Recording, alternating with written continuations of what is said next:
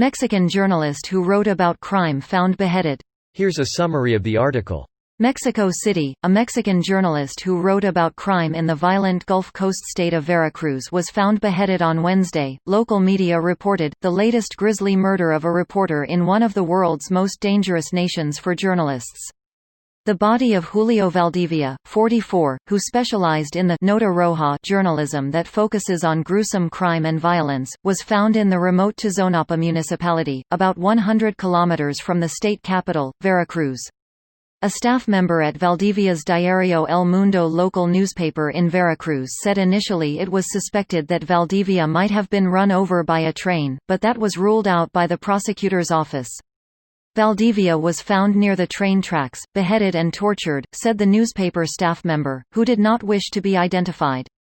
El Universal and several other local news outlets reported that Valdivia was beheaded, the fourth journalist death in Mexico this year. "We condemn the homicide of Julio Valdivia," the Veracruz government said on its Twitter account. A local media protection group known as the CEAPP said in a statement that Valdivia did not have extra protection measures as he had not reported facing threats to his security. This post received a score of 12,000, with an upvote ratio of 98%. Here are the top comments in response to this article. Greater than in 2019, about half of all murders of journalists around the world occurred in Mexico, according to the Committee to Protect Journalists. That's insane. Mexican journalists are so goddamn brave, their work deserves much more attention. A local journalist that goes by the name Valida covered all type of news around the area of Eagle Pass, TX and Piedras Negras, Coahuila.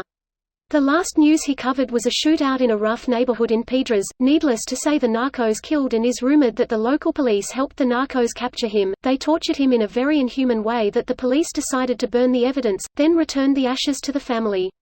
This happened in August. Mexico is the worst place to be a journalist, there is no respect.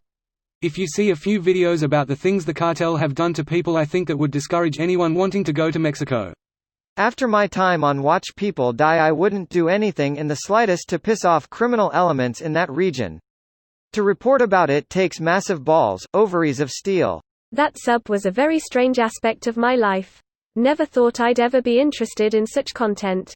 Yet back I'd go. Learned a good deal. Certainly improved my driving and road awareness as well as avoid any potential social flashpoints. That's always been my reason for being interested in videos like that.